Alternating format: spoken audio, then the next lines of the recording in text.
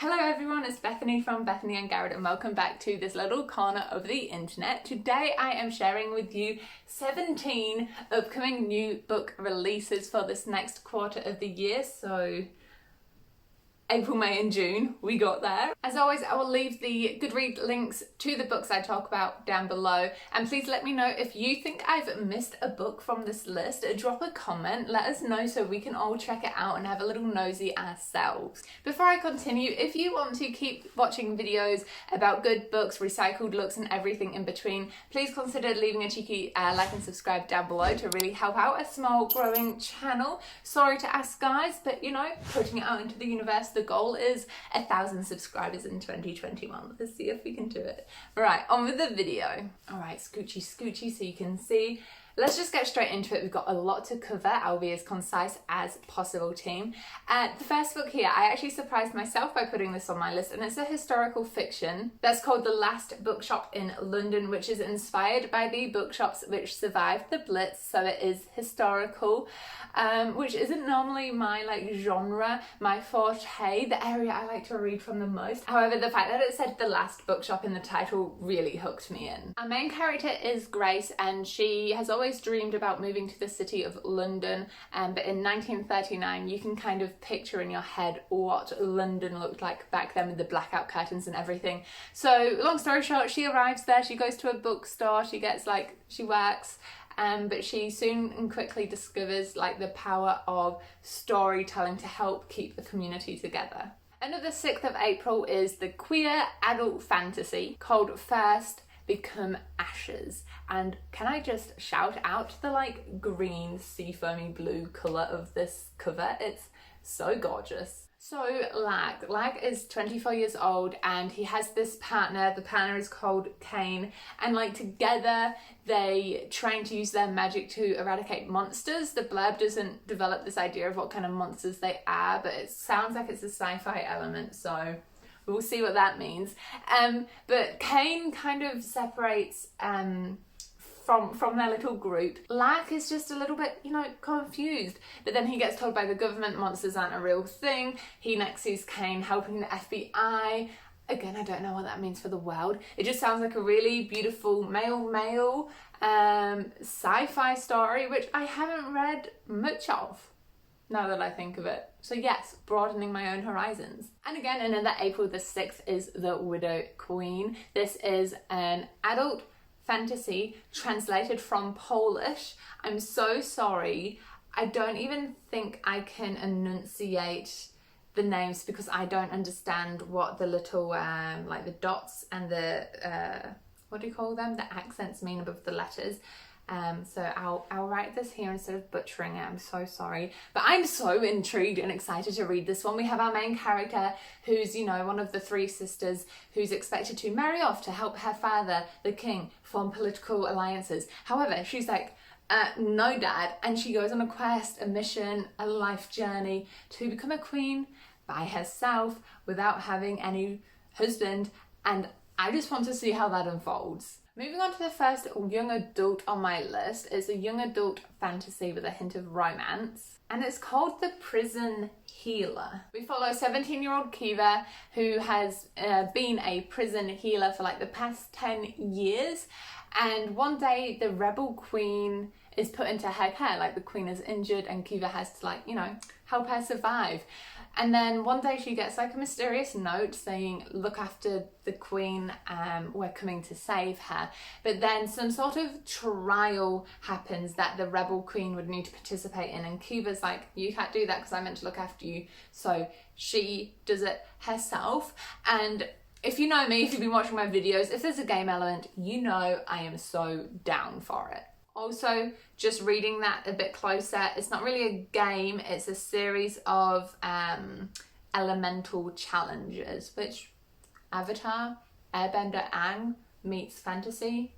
It's a vibe. Another YA fantasy, but this one is queer and revolves around a Russian folktale. Now, normally this isn't my cup of tea. However, these feathered... I've practiced saying this so many times. These feathered flames seems especially intriguing. We follow a couple of sisters, specifically twins, and their names are Asya and Isaveta.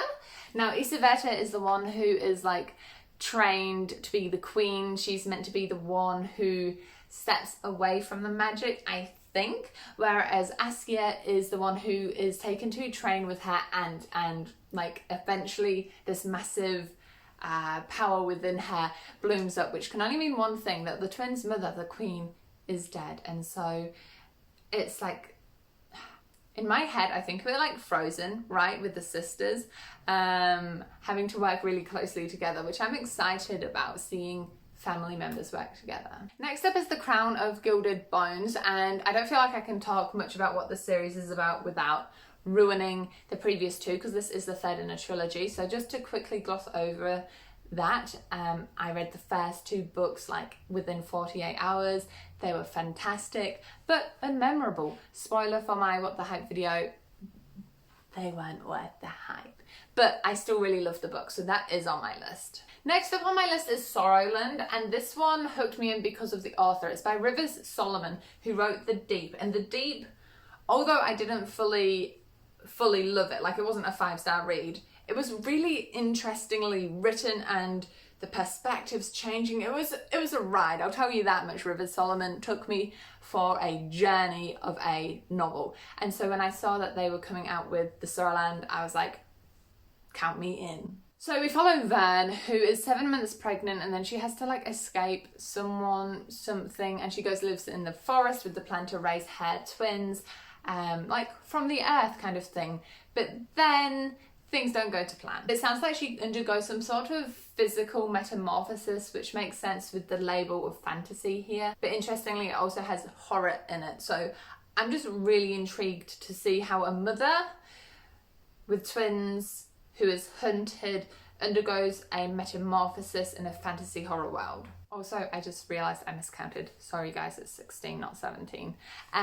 Next up is this piece of art. Yeah, I don't fully know how to say the title of this piece of artwork, but this is it. It's a Greek retelling, which again, why do I always do this to myself and put retellings on my list when I am yet to read a good retelling? I'm sorry, they don't work well for me. I mean, the answer to that question is this is a Minotaur retelling, and our character, who's called the title of this book, stands up to give a voice to all the women who have been lost to the labyrinth, I think is what's going on. Look, the cover just sucked me in, okay? All right, we have a young adult contemporary romance called Last Chance Books. We follow our main character called Madeline, or Madeline, I'm gonna say Madeline, and she works in like the local little bookstore.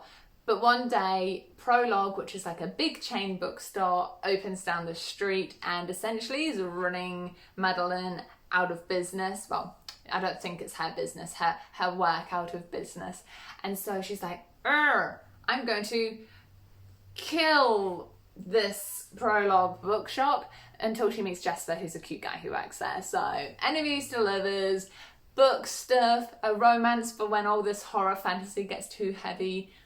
I'm so excited for it. Oh, and I also wanted to throw in the Maggie Stayvater book 2 in the Dreamer series is being released on the 18th of May. Just throwing that in case you didn't know. I haven't read the first book yet, so I haven't got, this isn't on my list, but just in case you didn't know, book 2's out. Well, coming out. Tokyo Ever After's tagline is "The Princess Diaries meets Crazy Rich Asians," and if that doesn't make you click, that's cool. It made me, I was like, am I gonna come at you? That's not right. You're allowed your own bookish taste. But it made me click. So our main character is called Izumi Tanaka, and she has been raised in California with her mum, and she's never really fit in because of her ethnicity. Japan? Does it specify actually? Yeah, Japan. So yeah, she's always kind of felt a little bit out of it until she finds a clue, which leads her to figure out who her father is, who is none other than like a crowned prince of Japan. And so she's like, whoosh, goes to Japan, crazy cousins, tiaras, gowns, all of that lavish princess goodness. And again, sometimes I just need a break from intense fantasy and horror, and I love to do that with romance. And I just threw romance in there, realising I didn't mention there's a romance subplot. There's a romance subplot. The next one is a queer YA contemporary romance, and I just love the title of this. I feel like Jay's gay agenda, aside from like the literal meaning of the words, sounds so good, like Jay agenda. I don't know, like the word nerd in me and the sound nerd in me is just really enjoying it.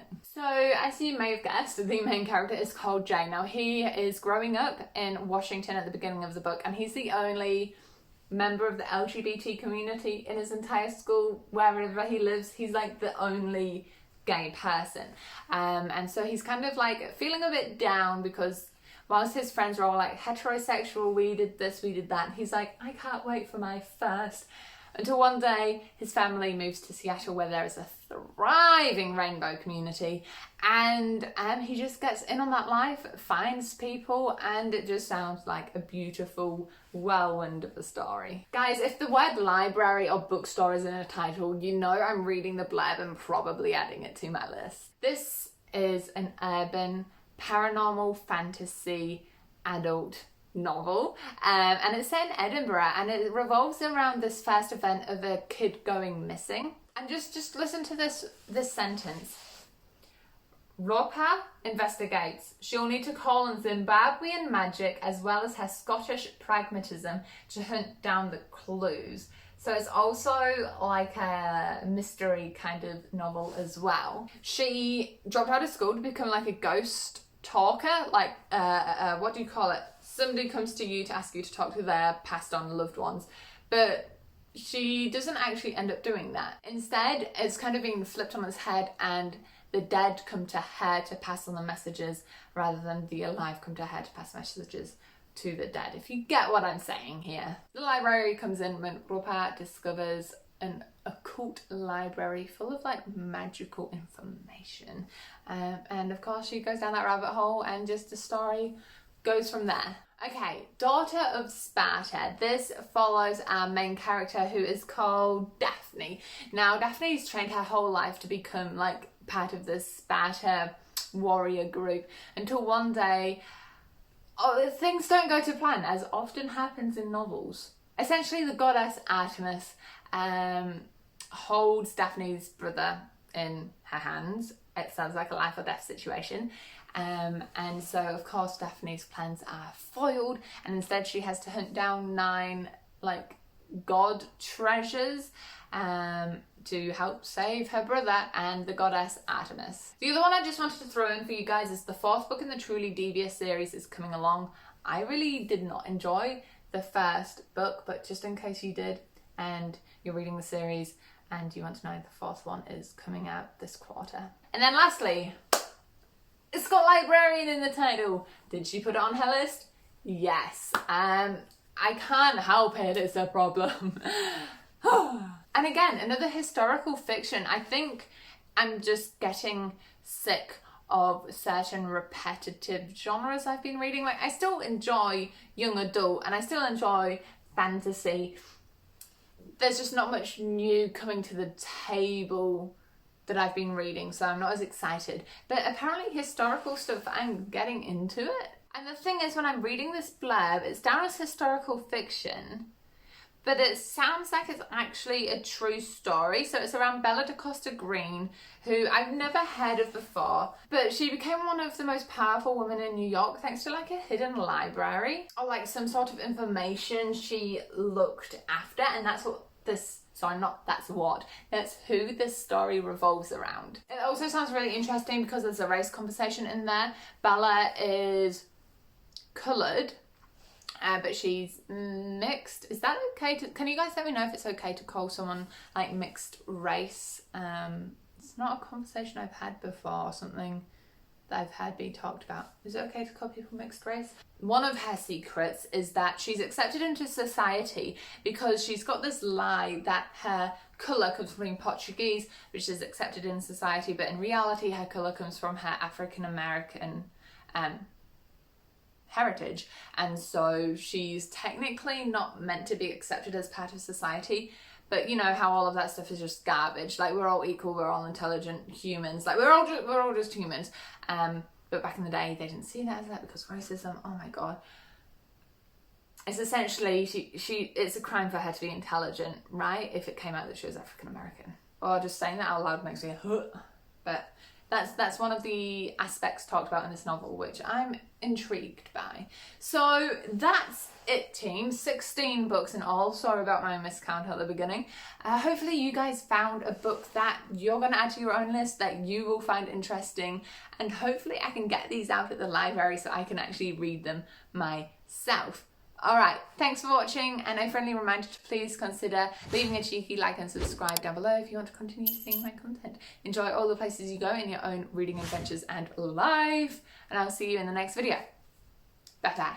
Spinning the wheel for my beautiful subscribers. And for those of you who are staying, we have a wheel to spin. So, replacing that one with sci-fi and fantasy, and your prompt is... Oh, guys, we've had an injury. Oh no, I'll have to fix that. Where did it come from? Over here. Anyway, for now, your prompt is ugly cover. Or the ugliest cover. Or the cover that you're least attracted to. Enjoy your book. I tried to wink and I just blinked. Enjoy your book.